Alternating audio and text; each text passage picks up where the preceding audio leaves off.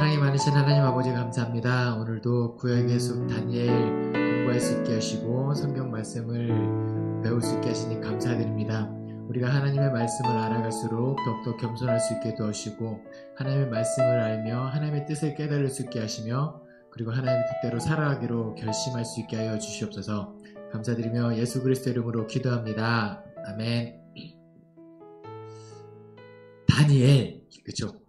드디어 이제 대예언서가 끝이 에스겔까지 해서 끝이 났고 오늘은 다니엘 이제 어떻게 보시면 되냐면 제가 나눠드린 프린트 보면은 욥미나 구조는 이사야랑 예레미야보다는 확실히 편해요. 책이 남았는데 이사야, 예레미야는 뭐 꺽쇠 구조니 여기 나왔다 저기 나왔다 들락날락하는 그런 면이 있었는데 요나, 에스겔은 확실히 이제 많이 안 남았어요. 어떻게 보면 사실 하나님으로부터 에스겔이 소명 받고 강의만 맞추면 일주일 동안 충분히 다 읽을 수 있는 분량. 그 다음부터 이사야, 예레미야 여기보다도 32장까지 해서 예루살렘과 유대의 심판, 유다 심판, 그 다음에 열방 심판, 하나님께서 심판하신 내용이 32장까지 쫙 이어져서 설명하는 게 좀 어렵기 때문에 오늘은 다니엘하고 회복의 시간이 말씀 되면 33장부터 학계 48장까지 말라기 여기까지도 일단은 제가 회복의 말씀이 이루어지는 다니엘부터 해보도록 하겠습니다.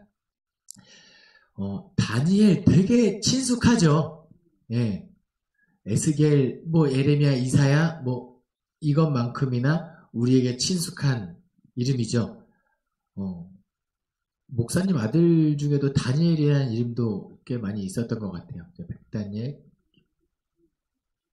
다니엘, 그쵸. 네. 다니엘. 네. 다니엘, 근데 딱 다니엘 하면은, 저 한번 보시겠어요? 다니엘 하면은 어떤 이야기가 딱 떠오르세요? 사자, 그죠? 다니엘이 이렇게 느부갓네살 왕이 이렇게 다른 신에게 기도하지 말라고 신하들이 음해하려고 조서를 썼는데 그거를 창을 열고 예루살렘에 향해서 기도하다가 사자굴에 들어갔다가 살아난 이야기. 또요. 친구, 다니엘과 세 친구 이렇게 해서 하나냐, 아사랴, 엘사, 미사엘 이렇게 해가지고 바벨론식 이름으로는 사드락과 메삭과 아벳느고 이렇게 되어 있는 그 친구들 이야기. 느부갓네살 그 금신상에 절하지 않고 풀무불에 들어갔는데 셋이 들어갔는데 넷이 있는 걸 보고 나라 해서 구원받은 이야기. 또요. 꿈을 해석하는 이야기. 역시 구약에서 그 왕이 꿈을 꿨는데 그 꿈을 다 해석 못했는데 누구 해석했죠? 다니엘이 해석했더라. 그래서 지혜의 인물 다니엘 여기까지도 또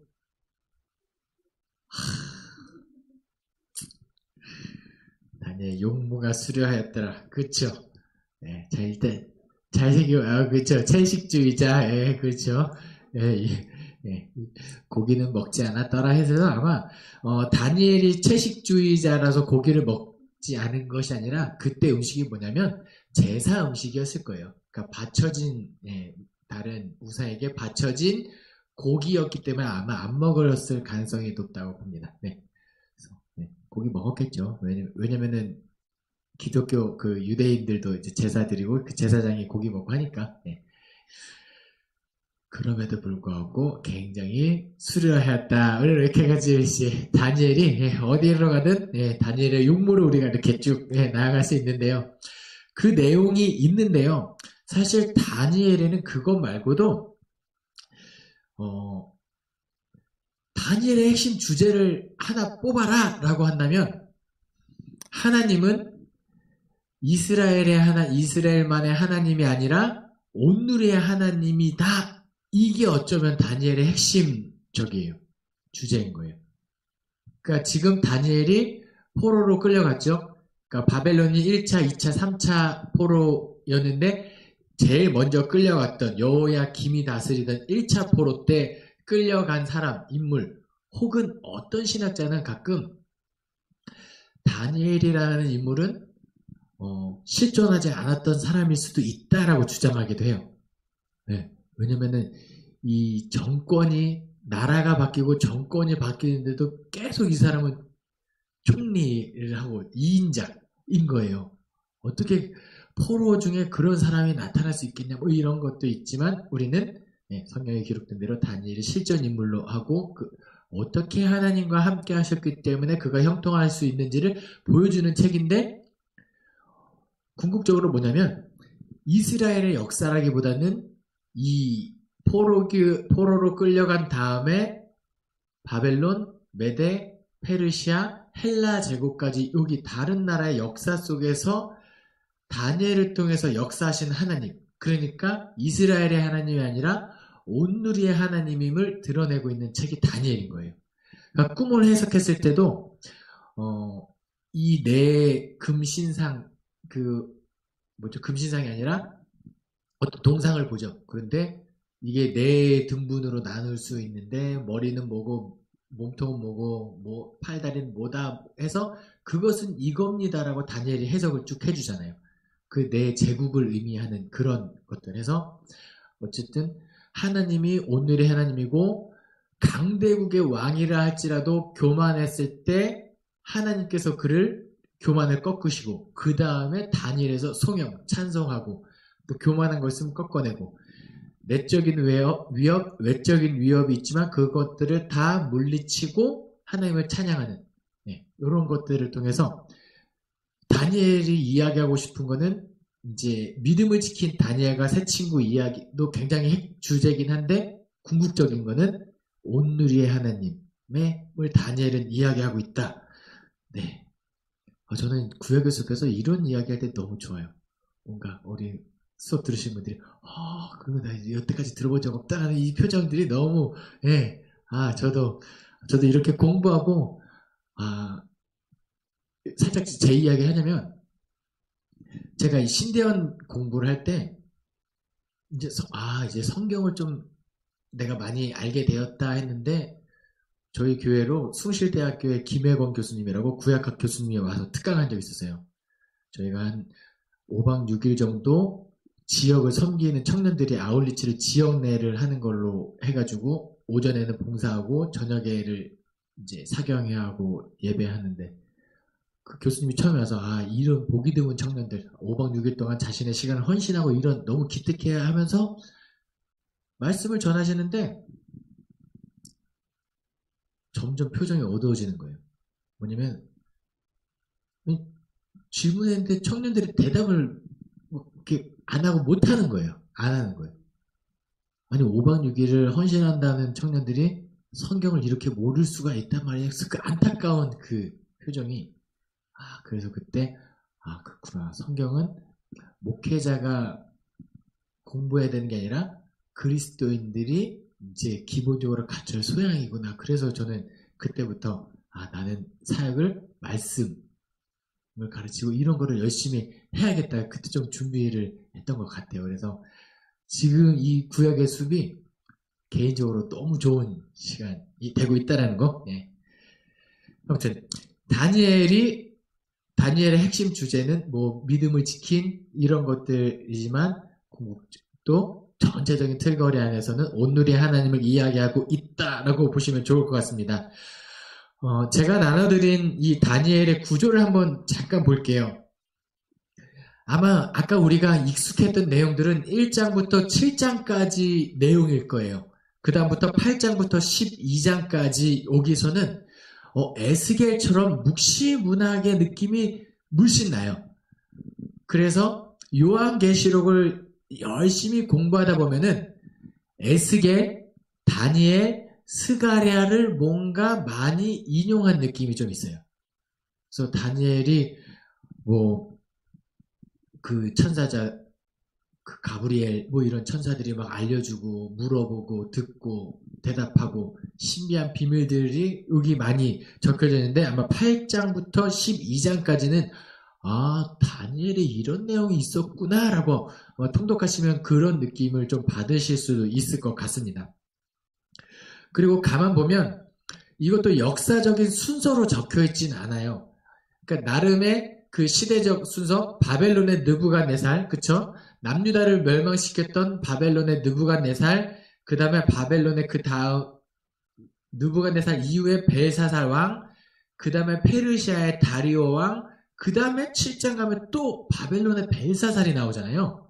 그러니까 이게 시대적인 구분 아니고 우리 구약의 숲을 배우신 분들이라면 그 꺽쇠 구조가 여기서도 또 드러나는 거예요. 1장부터 7장까지가 하나의 틀거리로 1, 꿈, 큰 신상 4가지, 그 다음에 4큰 짐승 환상이 바깥쪽 틀거리를 갖고 있고 또 안쪽으로 점점 들어가죠. 신앙의 박해를 극복하는 내용, 친구들이 다니엘의 새 친구가 구원받는 내용이 4장, 3장에 나오나? 그리고 그 다니엘이 구원받는 이야기가 6장에 나오고 점점 안쪽으로 들어가서 궁극적으로 중간에 어떤 내용이 나오냐면요. 보세요. 어떤 스토리, 이게 가운데로 들어가는 구조상으로 스토리가 나오고 스토리 사이사이에 뭐가 있죠? 송영이 있는 거예요. 그래서 이 다니엘이 이야기하고 이 구조가 하고 싶은 이야기가 뭐냐면 하나님을 또 찬양하고 싶은 거죠. 박해를, 위기를 극복하게 하시는 하나님을 찬양한다든지, 그 다음에 바벨론, 당시에 바벨론 제국의 왕 정도 되면은 거의 신화 속의 인물 같기도 하고, 무소불위의 권력, 생사 여탈권, 뭐 모든 걸 다 갖고 있는 사람으로 봐도 돼요. 그렇죠? 근데 그 당시 최고의, 세계에서 최강국의 왕조차 교만했을 때 그를 꺾으시는 하나님. 그리고 나서 정 가운데 권력자의 교만 사이에 송영이 또 거기 기록돼서, 다니엘은 이 구조를 통해서는 이걸 이야기하고 있구나라고 보시면 될 거예요. 아마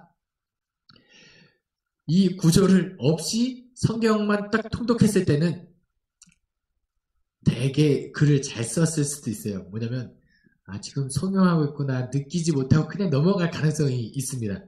4장 1절부터 3절, 4장 35절, 36절, 6장 26, 27절 이거를 그냥 스토리로 자연스럽게 넘어갈 수 있는데, 우리 구약의 숲 강의를 들으신 분들이라면 통독하실 때 이 부분은 지금 다니엘이 이걸 말하고 썼구나라고 기억하시고 읽으시면은 아마 더 은혜가 될 것 같습니다. 그리고 8장부터 수양, 수염소, 환상 뭐 이렇게 나오죠. 페르시아, 헬라 왕국 이런 것들 쭉 있는데요. 이제 구조적인 거는 제가 여기까지 마무리하고요. 이제 내용을 구체적으로 들어가 보도록 할게요. 근데 다니엘이 여러분들 보시기에 다니엘이라는 인물을 딱 떠올리면 긍정적인가요? 부정적인가요? 긍정적이죠. 그쵸? 그러면은 뭔가 용모가 수려하고 얼굴에 뭐 빛이 나는 그런 모습도 좀 있었겠죠.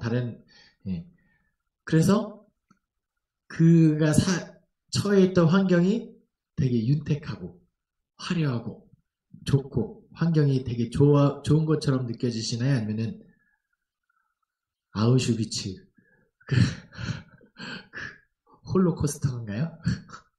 그런 것 같이 막 어떤 느낌이세요? 전자예요? 후자예요?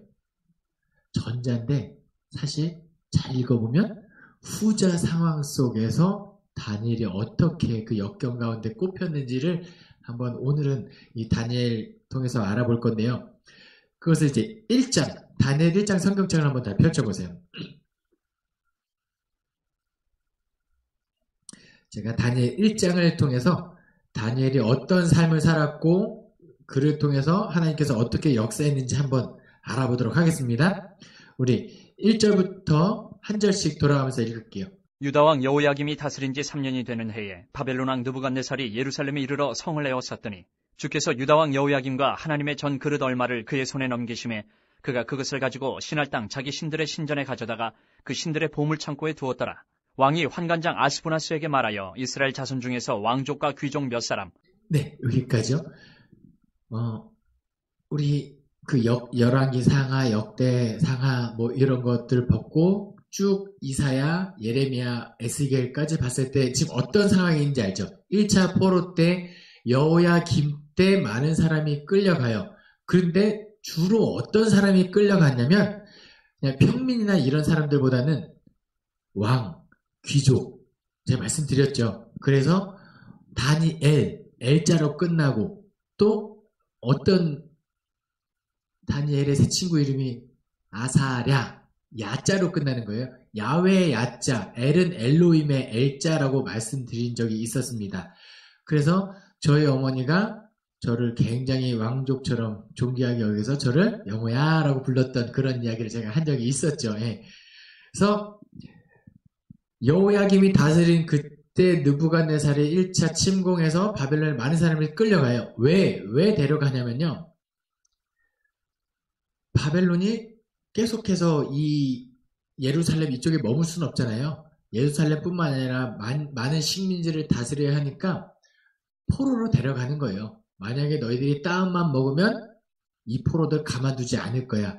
그리고 보통 딴맘을 먹는 이런 결정하는 사람들은 왕족 또는 귀족이기 때문에 아마 시연이가 어디 이게 잡혀갔다 아주 충성할 수밖에 없는 그런 입장이라고 보시면 돼요.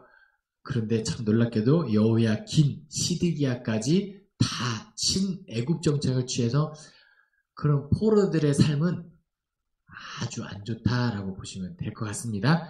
그래서 왕족 몇 사람이 지금 포로로 끌려간 상황이에요.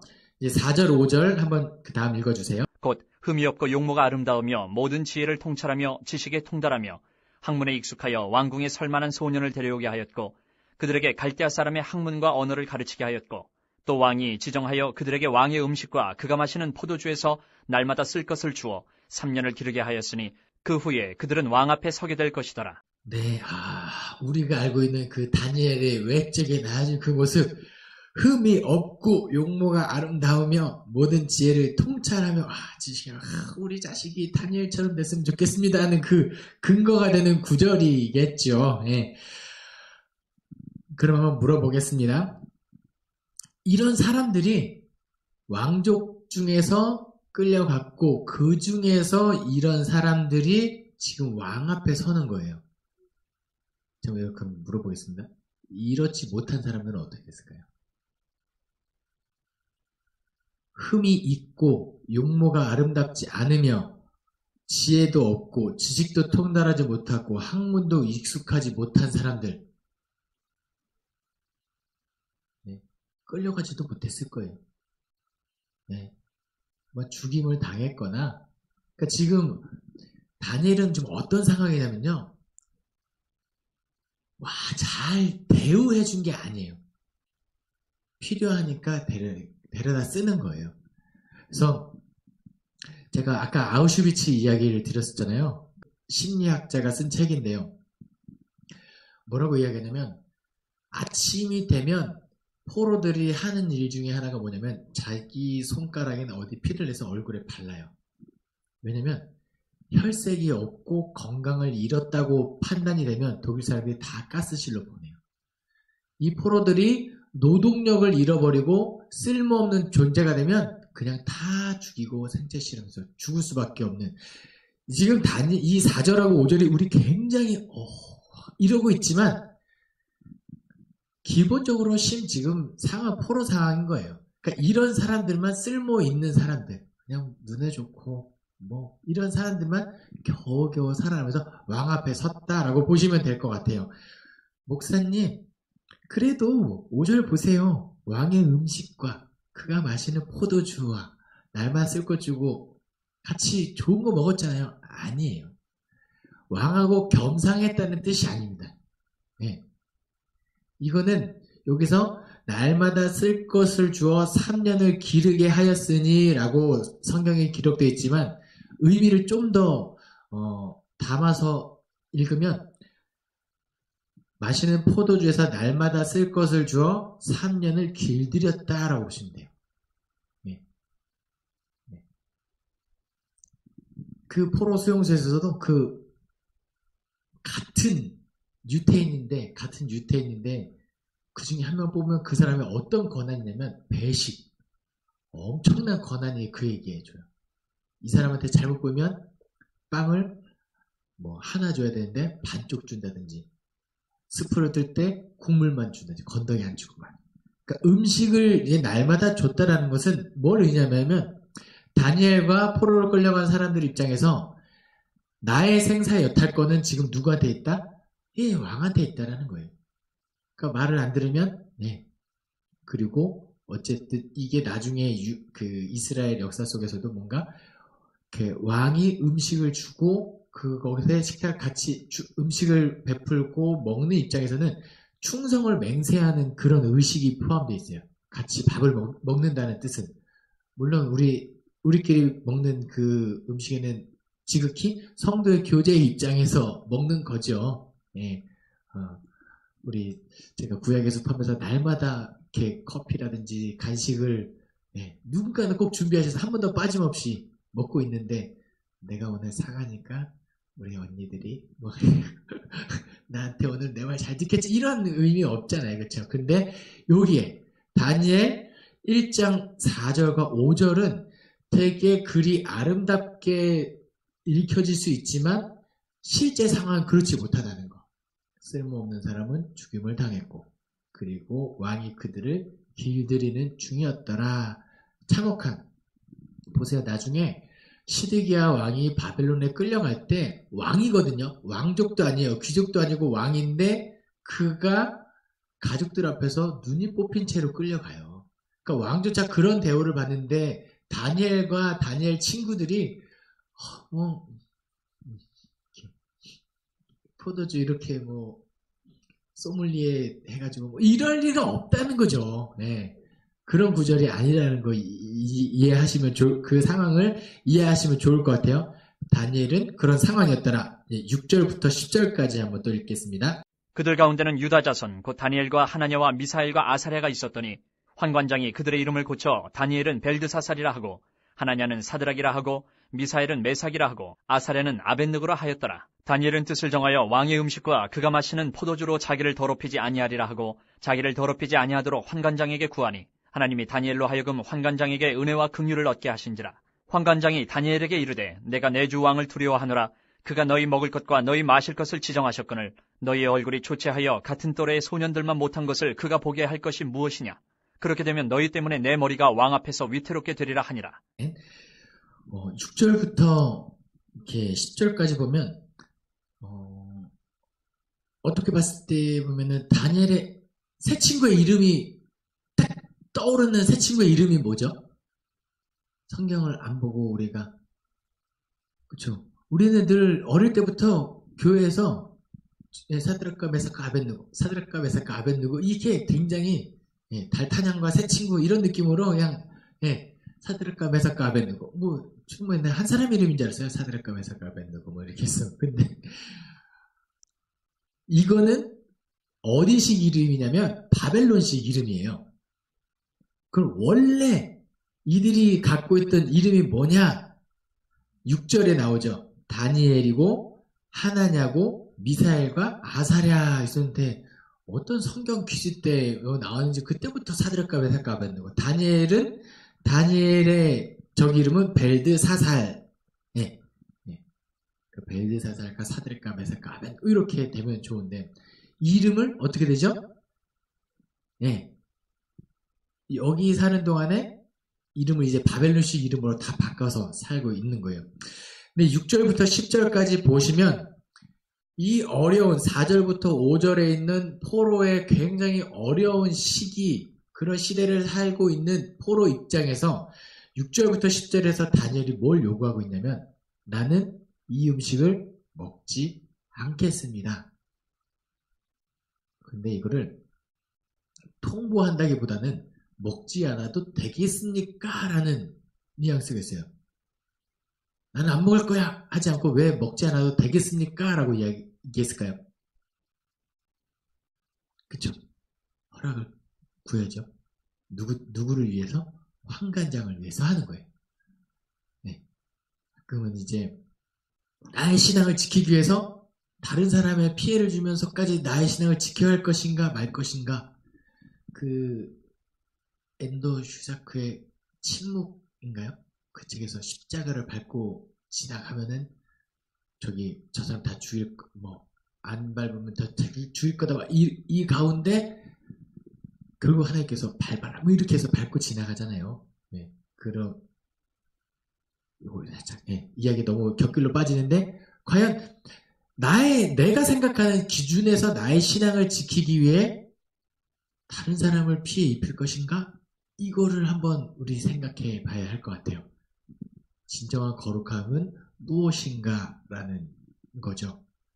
하지만 우리가 잊지 말아야 할 것은 지키기 위하여 노력한다라는 거는 가지고 있어야 돼요. 그렇죠? 아니야. 다른 사람을 피해주지 않는다는 그 이유로 마치 내 아이를 좀 편하게 하고 이러진 말자 하는 거죠. 근데 그래서 이렇게 이야기할 수 있을 것 같아요. 다니엘과 그 세 친구들은 그 포로 상황 속에서도 자신의 정체성을 지키고 하나님의 민족 백성이라는 것을 지금 잊지 않고 있습니다 라고 하면은 누군가는 굉장히 날카롭게 이렇게 질문해야 돼요. 목사님, 지금 이름을 바꾸고 있는데 무슨 소리예요? 그쵸? 이름이 곧 그 사람의 존재일 수 있거든요. 그래서 저는 나중에 그 얘기 누가 했어? 이영호가 했어요. 뭐 이렇게 이영호라는 이름이 그렇게 뭔가 누군가의 근거가 됐으면 좋겠다는 그런 생각이 있었거든요. 그래서 제가 이름값을 해야겠다는 늘 다짐을 하는데 다니엘이 신앙을 지키고 있으면은 이름을 바꾸지 말고 바벨론식으로 바꾸지 말고 살았어야지 무슨 이름 다 바꿨는데 무슨 정체성을 지키냐라고 이야기할 수 있지요. 실제로 다니엘 야로 끝나는 것은 엘로힘과 야훼 야자라고 말씀드렸는데 지금 여기 벨드사살, 그 다음에 사드락, 메삭, 아벳느고 뭐 이런 거는 그 바벨론의 신을 섬기는 어떤 그런 뜻을 다 가지고 있거든요. 근데 무슨 정체성을 지켰냐라고 물을 수 있어요. 근데 제가 얼마 전에 옥탑방 옥탑방 문제아들 그걸 거기서 봤을 때 어떤 퀴즈가 하나 나왔냐면 우리나라 일제시대 때 창씨개명 때 창씨개명을 어떻게 했을까요? 이게 문제였어요. 어떤 식으로 이름을 바꿨게 이게 안 바꿀 수는 없고 어쩔 수 없이 바꾸는데 우리나라 조상님들 중에는 이름을 뭐라고 바꿨냐면 일본 이름으로 천황바보 내 이름을 그렇게 짓는 거예요. 천황바보 일본 이름으로 뭐 천황바가 뭐 이런 식으로 했겠죠. 그러면은 나를 부르려면 천황바보야 이렇게 이름을 바꾼 거예요. 자기를 지키기 위해서. 그러니까 이름을 바꾼 것이 꼭 정체성을 잃어버리는 것은 아니다. 이런 느낌도 하나 있고요. 또 하나 뭐가 있냐? 예레미야 29장 한번 성경책 한번 보시겠어요? 예레미야 29장 예레미야 29장 1절부터 10절까지 말씀을 보시면 예레미야 29장은 어떤 내용을 담고 있냐면 사람들이 많이 포로로 끌려갔죠. 포로로 끌려갔는데 그 중에 어떤 사람들이 편지를 써요. 너희가 이제 2년 안에 돌아올 거다. 2, 3년 안에 하나님께서 우리를 회복시키고 너희들이 포로에서 돌아올 거다. 굉장히 희망을 주는 메시지인 것 같죠? 그런데 실제적으로 하나님의 계획은 몇 년 동안 포로 생활을 하는 거였죠? 70년. 70년이면 결코 짧은 세월이 아니라는 거죠. 그래서 예레미야가 29장에서 뭐라고 이야기하냐면 너희 바벨론에 끌려가서 살게 될 건데 70년 안에 못 돌아올 거야. 그러니까 정착해서 살아. 이게 예레미야를 통해서 예레미야 편지를 통해서 포로들에게 보여진 하나님의 뜻인 거예요. 예레미야 29장은. 그래서 제가 예레미야 29장 5절부터 7절까지 한번 읽어드릴게요. 너희는 집을 짓고 거기에 살며 텃밭을 만들고 그 열매를 먹으라. 아내를 맞이하여 자녀를 낳으며 너희 아들이 아내를 맞이하며 너희 딸이 남편을 맞아 그들로 자녀를 낳게 하여 너희가 거기에서 번성하고 줄어들지 아니하게 하라.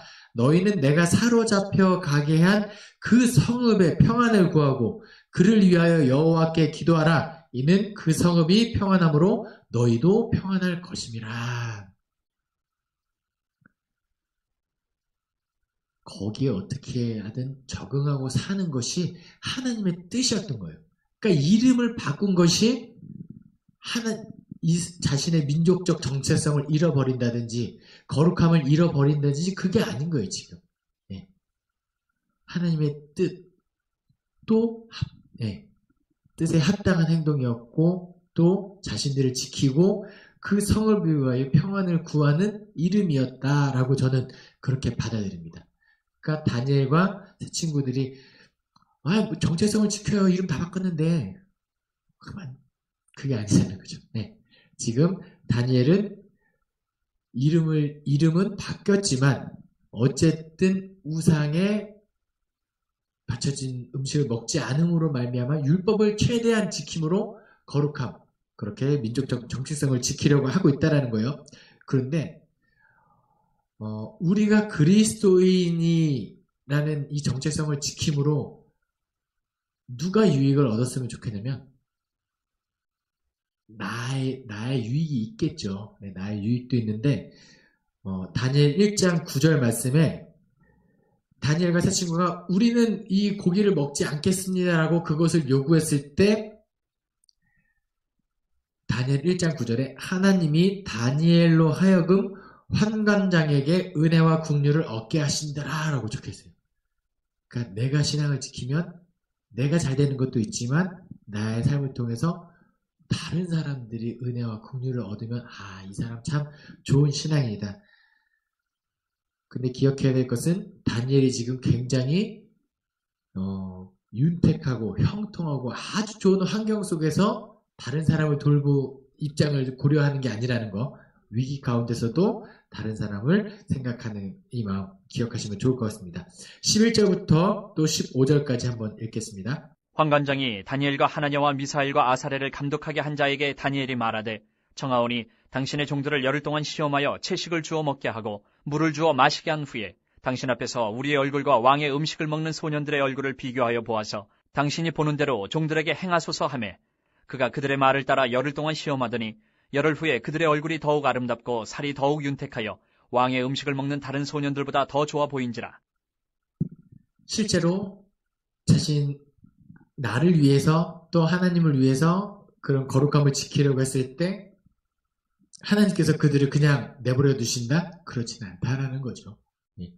우리가 어떻게든 이 위기 가운데서도 신앙을 지키려고 애쓰고 하는 모습을 보시면 하나님께서 우리를 무책임하게 내버려 두지 않는다는 거 기억하시면 좋을 것 같고 16절부터 20절 한번 읽겠습니다. 그리하여 감독하는 자가 그들에게 지정된 음식과 마실 포도주를 제하고 채식을 주니라.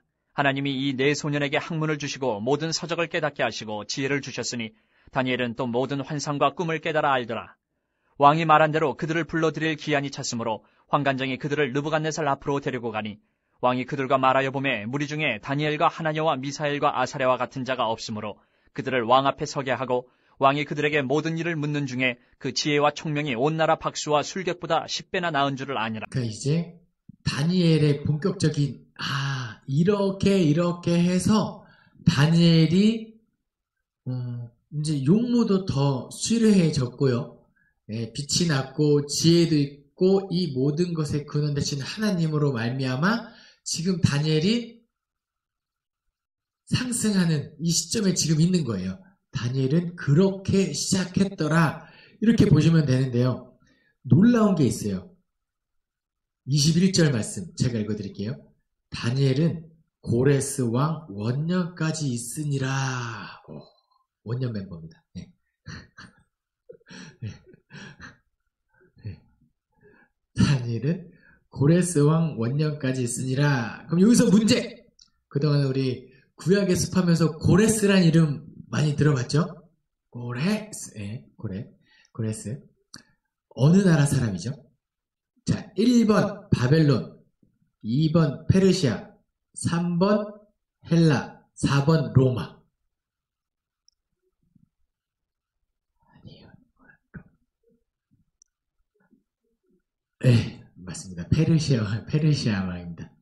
페르시아 왕. 보세요. 그러니까 아수르는 바벨론에 의해서 멸망당했고, 바벨론은 메데 바사 이렇게 이야기해요.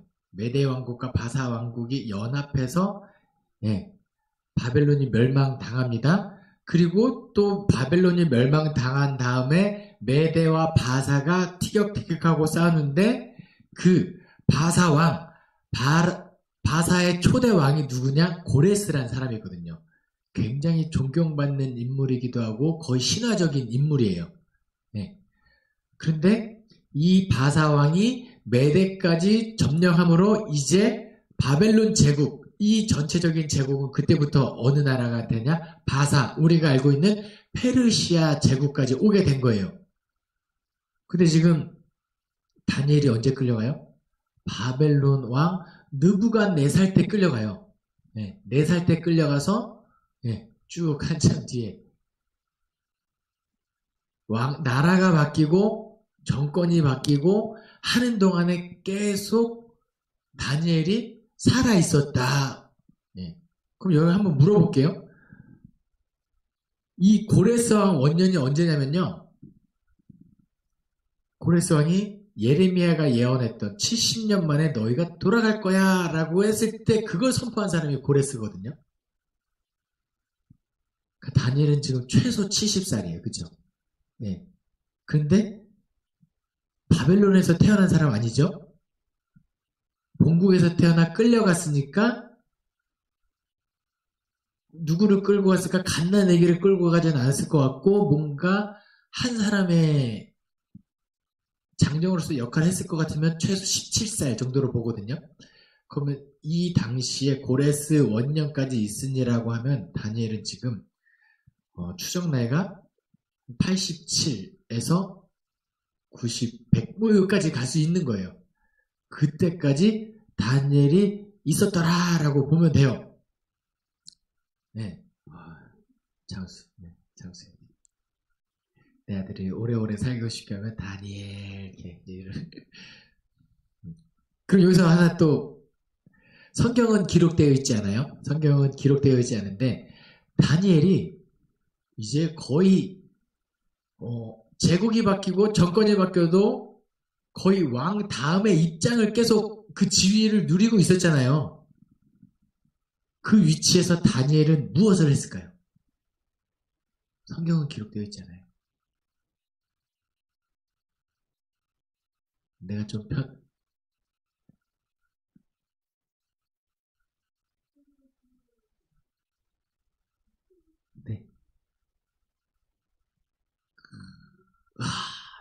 제가 상상했던 정확한 정답이에요. 정확한 정답이에요. 왜냐면 우리가 어디죠? 역대하 이를 포로로 끌려왔을 당시에 사람들이 에스라가 포로 귀환했을 제가 나눠드린 거 없어요. 제 강의 안에 제가 이거 제가 에스라 3장에 보면은 3장 12절에 다음과 같은 구절이 있습니다. 제사장들과 레위 사람들과 나이 많은 족장들은 첫 성전을 보았으므로 이제 이 성전의 기초가 놓임을 보고 대성통곡하였으나 여러 사람은 기쁨으로 크게 함성을 질렀다라고요. 돌아와서 성전의 기초가 딱 놓일 때 그걸 보고 감격해서 눈물을 흘리는 거죠. 그러면 감격해서 눈물을 흘리는 사람들은 최소 몇 살이에요? 70살. 아니요, 최소 나이는 아니죠. 포로로 그 본국에 있다가 끌려간 사람들이 거의 70살이고 대부분의 사람들은 바벨론에서 태어났다가 돌아온 사람들이거든요. 그런데 끌려간 사람들이나 나이 많은 족장들이나 적장들은 굉장히 대성통곡하고 또 여러 사람 나이 많지 않고 젊은 사람들은 기쁨으로 함성을 질렀다라고 하면은 감격하고 기뻐하고 이런 분위기가 지금 이 에스라 3장 12절에 있는 거잖아요. 70년 동안 그 포로 생활하는 동안에 다니엘이 자기의 정체성을 지켰죠. 신앙의 정체성을 지키고 거룩성을 지키고 하나님께서 형통하게 하심으로 승승장구했어요. 그리고 굉장히 높은 위치까지 올라가요. 그 위치에서 개구리가 올챙이 시절을 생각하는 거 쉽지 않습니다. 네, 쉽지 않아요. 내 생활이 편해지면 네. 제가 용돈으로 10만 원을 받으면 11조로 10,000원 하는 거 어렵지 않습니다. 100만 원을 용돈으로 받았을 때 10만 원을 11조 하는 거 조금 1억을 용돈으로 받았는데 1,000만 원을 11조 하는 거 더 어려워지는 이런 사람의 심리. 그래서 예전에 영국이 식민지를 이제 이렇게 통치할 때 어떤 정책을 취했냐면 이렇게 내가 너희들을 도와줄게 라는 미명으로 들어오거든요. 내가 너희들을 발전시켜주고 도와줄게 하는 미명으로 들어와서 역량이 있는 정치인들에게 자금을 대줘요. 이 자금으로 열심히 개발해. 그러면은 그 영향력 있는 사람들이 돈을 받으면 그 돈을 가지고 우리 민족을 위하여 철도를 놓고 뭐 상수도를 뭐 하고 막 이렇게 했을까요? 아니요. 다 자기 배불리는데 돈이 들어가서 야 내가 그렇게 돈 대줬는데 이거 안 하고 뭐해? 아 미안합니다. 그 다음부터는 돈을 고리대금으로 빌려주기 시작해요. 그러면서 점점 정치력이나 이런 걸 장악하게 되는. 그러니까 다니엘이 그 위치에 올라가서 뭘 했냐? 지금 돌아온 많은 포로들이 나이 많은 족장이나 젊은 사람들이야 동일하게 감격하고 울 수 있는 건 누군가 너희는 하나님의 백성이야. 너희는 하나님의 민족이야. 우리는 여기 있지만 우리가 바벨론 사람들의 이름을 가지고 신을 섬기고 그런 문화를 가지고 있지만 우리가 궁극적으로 지켜야 할 것보다 하나님을 기억해야 돼 라는. 네. 그래서 가끔 보면 성경은 표절이다 라는 주장이 있어요. 네. 성경은 표절이다. 뭐냐면 성경책의 내용 중에 그 바벨론 신화 중에 마루둑 신화라고 있거든요. 네. 마루둑 신화랑 내용이 비슷하지 않냐? 노아 이야기나 이런 것들이 비슷한 게 있으니까 그냥 성경책으로 보지 않고 역사적으로 연구하는 사람들은 마루둑이 먼저지 않냐? 이렇게 네. 바벨론이 먼저 역사에 기록된 거 있지 않냐? 라고 이야기할 수 있어요. 그런데 거기에 살고 있었지만 보세요. 우리가 하나님이라고 이야기하는 이유는 한 분 유일하신 하나님에서 하나님이라고 이야기하죠.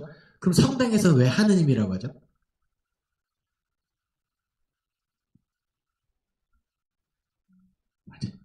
맞아요. 하늘에 계신 그 선교사들이 처음에 우리나라에 들어와서 갓이라고 이야기했잖아요. 갓이라고 이야기했는데 yes, God. 네, 우리가 쓰는 갓 뭐 이렇게 하면 안 되잖아요. 이게 통하지 않으니까 그 갓을 뭔가 다른 걸로 번역해서 알려줘야 되는 거잖아요. 하나님의 존재를. 그런데 우리나라 전통적으로 기도했던 분이 하늘님. 그럼 익숙해지는 거예요. 여러분들이 그동안 기도했던 하늘님이 가십니다. 하느님이셨습니다. 아 그렇구나. 그러니까 마루둑이라고 이렇게 다니엘이나 이런 그 살고 있는 사람들이 바벨론에 살고 있고 거기 살고 있지만 계속해서 그 존재가 야훼, 엘로힘, 하나님임을 기억하게 누군가는 교육했겠죠. 다니엘, 모르드게, 에스겔, 기타 등등 이런 사람들이 포로 기간 동안에 애썼다. 저는 이 마지막 구절이 그래서 1장 마지막 구절 다니엘은 고레스왕 원년까지 있으니라 이 한 구절에서 다니엘이 과연 뭘 했을까라고 쭉 상상을 해보면 그 사람이 정치적으로 우여곡절하고 꿈을 해석하고 뭐 이런 거 있겠지만 개인적으로 민족을 위해서 이런 행동을 했으니까 하나님께서 그를 계속 형통하게 하셨고 초심을 잃지 않았으니까 하나님께서 하지 않았을까 그런 생각이 듭니다. 그래서 코로나 때문에 가장 슬픈 건 사실 저는 교회 학교거든요. 네. 우리 자녀들이 참 신앙의 경험이 없기 때문에 나중에 상황이 바뀌어도 다시 와서 우리는 예배할 수 있어요. 근데 우리 아이들은 신앙의 경험이 없어가지고 이거 어떻게 교회에서 이 은혜를 깨닫게 할까 굉장히 네. 집에서 우리 부모님들이 다니엘처럼 모르드게처럼 에스더처럼 에스겔처럼 이렇게 하면은 위기가 극복될 수 있지 않을까 그런 생각이 듭니다. 이제 다니엘의 전반적인 다니엘이 살고 있던 시대적인 환경 이제 느낌이 오시죠. 어려웠지만 그 가운데서 지켰고 이런 상황이에요. 그 중에 이제 내용으로 좀 깊이 넘어가면 우리가 방금 본 건 1장이고요. 2장에서는 느부갓네살이 꿈을 꿔요. 꿈을 꾸는데 뭔가 부서진 큰 상, 머리, 가슴, 몸통, 다리 이게 서로 다른 건데 이거 아무리 봐도 이게 누군가 좀 풀어줬으면 좋겠는데 바벨론 누구도 풀지 못할 때 다니엘이 와서 꿈을 해석하죠. 그 나라가 뭐냐? 내 강대국 바벨론, 그 다음에 메데, 그 다음 바사, 그 다음에 헬라까지 가는 거예요. 그런데 다니엘이 제가 아까 말씀드렸다시피 8장부터 12장까지 묵시문학적인 요소가 여기 많이 있다라고 또 말씀드렸잖아요. 왜냐?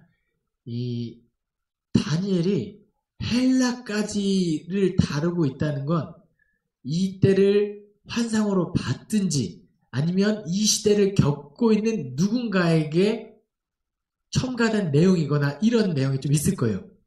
근데 왜냐? 바벨론 때 힘들고 메데 때 좀 힘들고 페르시아 때 그들을 돌려보내고 좀 살림살이 나아지는가 싶은데 그 페르시아를 멸망시킨 사람이 누구죠?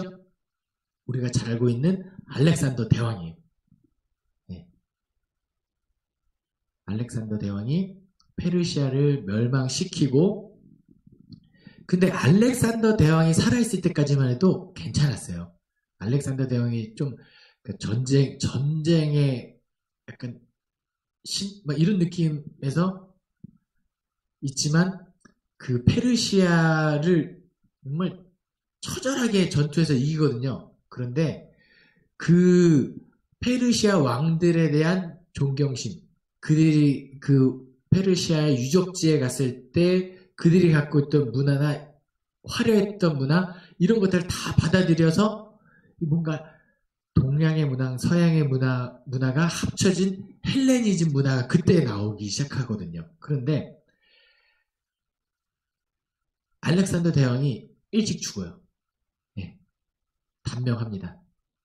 그러면 알렉산더 그 대제국을 이룬 그 알렉산더 다음 후계자는 누구였을까요? 세계사.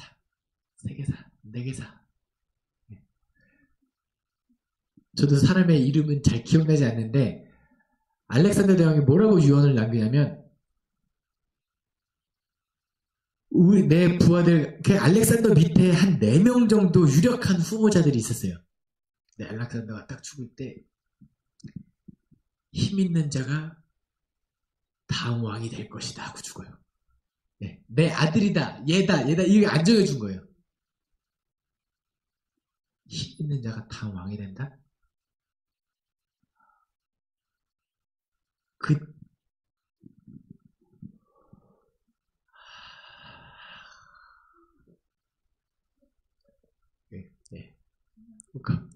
네, 있어요.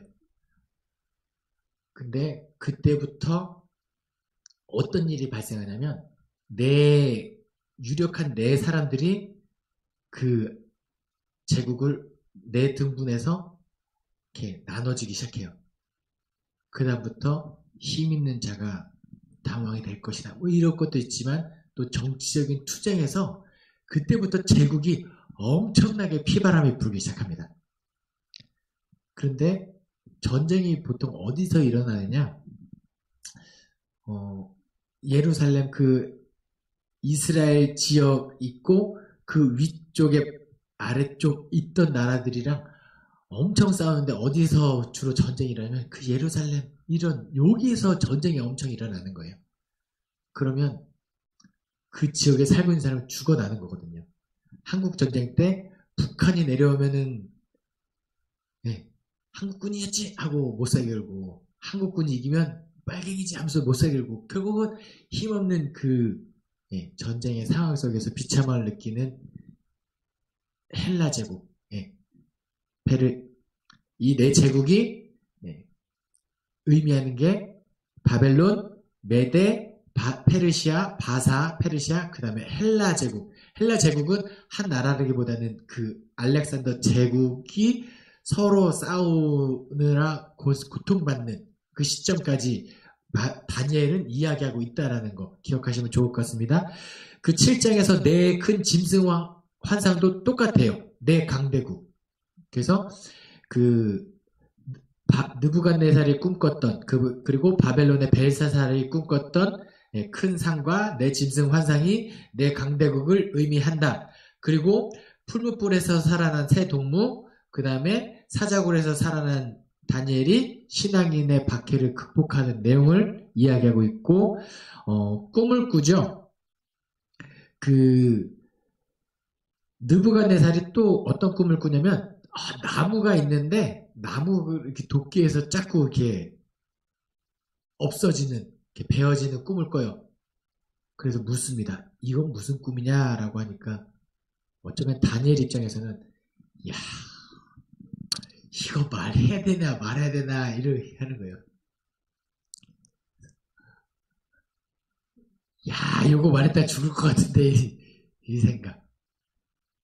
하나님께서 당신의 교만함 때문에 왕을 치실 겁니다. 뭐 이런 내용을 지금 해몽하고 있는 거거든요. 그리고 권력자의 교만이 또 하나 있죠. 바벨론의 벨사살 왕 5장에 벽에 쓰인 글씨 메데베데 메네메네 우바르신 뭐 이런 이거 메네메네 바사 우바르신인가 이거거든요. 저울질에 대봐라 뭐 이런 의미를 담고 있는데 너가 얼마나 큰 죄를 짓고 있는지 한번 봐라. 이게 어떤 상황에서 벌어졌냐면 바벨론의 벨사살 왕이 잔치를 베풉니다. 잔치를 베풀면은 이제 술을 따르고 뭐 이렇게 음식을 나누겠죠. 그럼 자기 거 그냥 술잔에다 따라 마시면 되잖아요. 그런데 다니엘 1장에 보면 다니엘 1장 2절에 주께서 유다왕 여호야김과 하나님의 전 그릇 얼마를 그의 손에 넘기심에 그것을 가지고 신의 땅 가져가서 신전에 놨잖아요. 벨사살 왕이 교만해서 우리 술 먹자. 근데 저거 아까 저거 신전에 있는 그 예전에 그 예루살렘에 갖고 왔던 하나님의 제사에 쓰였던 그 물건을 갖고 와서 거기다가 잔치 술 먹고 이러기 시작한 거예요. 그러니까 이게 자신의 교만함, 하나님을 섬기던 이 성물이거든요. 성물인데 거기다가 하다가 결국 하나님의 진노를 써서 너가 죽을 거야. 그래서 벽에 갑자기 메네메네 우바르신 결국 벨사살 왕은 그렇게 죽는다라는 내용이 담겨져 있습니다. 1장부터 7장까지가 그래서 다니엘 전체적인 내용 그렇게 되고요. 8장에 보면은 수은양과 수염소 환상이 나오는데요. 이건 페르시아 제국과 헬라 왕국을 의미합니다. 그러니까 그냥 제국의 역사가 바벨론 멸망, 그 다음에 메데를 페르시아가, 그 다음에 그 페르시아는 헬라에 의해서 멸망당한다는 것을 환상을 알려주고 있고요. 다리오 왕 1년째 예언을 가르치려고 기도하는 내용이 나와요. 그리고 그래서 뭐냐?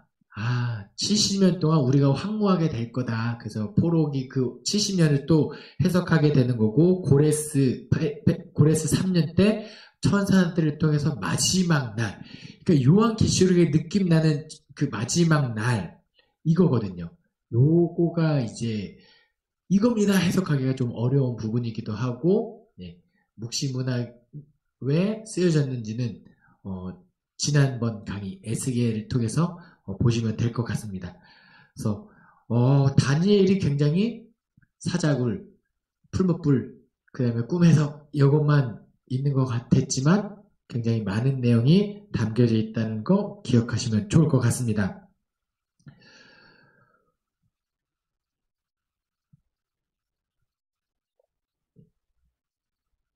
혹시 오늘 여기까지 해도 되고 학계 스가랴 말라기를 그냥 한 통으로 다음 주에 하도록 하겠습니다. 왜냐면 이 학계 스가랴 말라기가 다 포로기 이후의 예언자들이거든요. 그러니까 학계 스가랴는 그 고레스 왕 이후에 포로 1차, 2차 포로 때 돌아와서 1차인가? 여기는 편집해야겠네요. 돌아와서 성전을 짓다가 중단되거든요. 그런데 다시 성전을 지어야 한다라고 선포했던 학계 선지자, 뭐 이런 스가랴, 그 다음에 마지막 말라기까지는 다음 주에 나누도록 하겠습니다. 오늘은 다니엘까지만 하고 마치겠습니다. 기도하겠습니다. 사랑이 많으신 하나님 아버지 감사합니다. 오늘도 다니엘을 통해서 하나님께서 어떻게 역사하셨는지, 하나님께서 여전히 우리와 함께 하시는지 깨닫게 하시니 감사드립니다. 우리가 깨닫는 것에서 그치지 않게 도우시고 우리의 삶의 자리에서 다니엘의 새 친구처럼 우리의 거룩함을 지키며 우리 자녀들에게 믿음을 전수할 수 있게 하여 주시옵소서. 감사드리며 예수 그리스도 이름으로 기도합니다. 아멘.